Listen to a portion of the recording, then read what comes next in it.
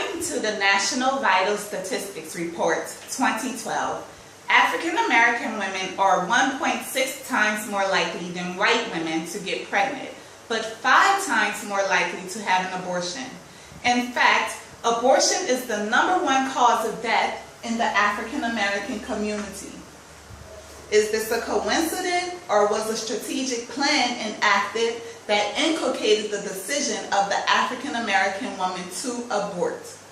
After providing my research, I will prove to you that abortion was created to exterminate the African American race.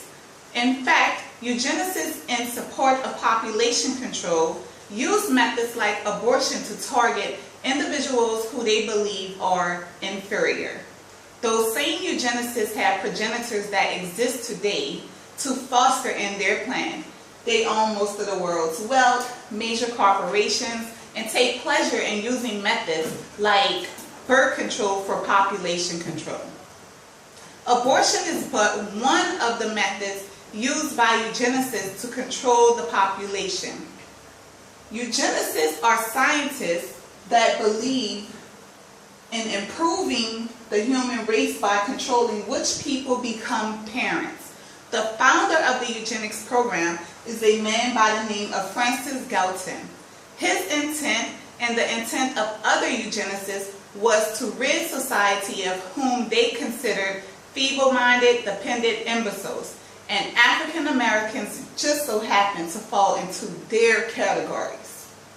They were so ashamed to implement their depopulation plan with their names and faces attached to it. They decided to use a woman by the name of Margaret Sanger to represent their birth control program. They also made her the founder of the Planned Parenthood program. Margaret agreed to the atrocities of eugenicists to exterminate the African American race. She stated in a letter to a doctor by the name of Gamble in 1939, "We are paying for and submitting to the dictates of an ever-increasing, unseasonably spawning class of human beings who should have never been born at all." Margaret Sanger and a plethora of other eugenicists consider blacks feeble-minded criminals incapable of being civilized. Therefore, they continue to use methods like sterilization and birth control to exterminate the African American race. Also stated by a man by the name of Gunnar Myrdal in his book, The American Dilemma, The Growth of the Negro Population, 1944. The only way to decrease the Negro population is by means of controlling fertility. In the 1940s, names like eugenics and birth control developed a negative connotation. Therefore, eugenicists changed the name to Planned Parenthood. According to the website Protecting Black Lives, 79% of Planned Parenthood facilities are located in urban communities and in walking distance of those communities.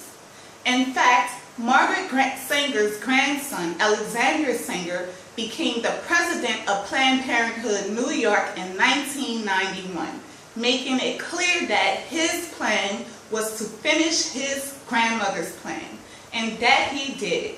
He opened up many Planned Parenthood facilities throughout the New York urban communities, intentionally targeting African American women.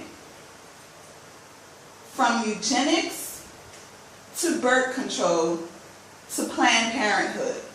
The name changed, but the plan remained the same. The plan to rid society of whom eugenicists considered feeble-minded and inferior remains today. African American women must stand up and let it be known that they are aware of the atrocities that have transpired and refuse to be a victim anymore. Refuse to allow your children to be victims of racism, prejudice, and inculcated crimes by individuals who have no heart at all. Allow the hearts of all of those little unborn children to have life.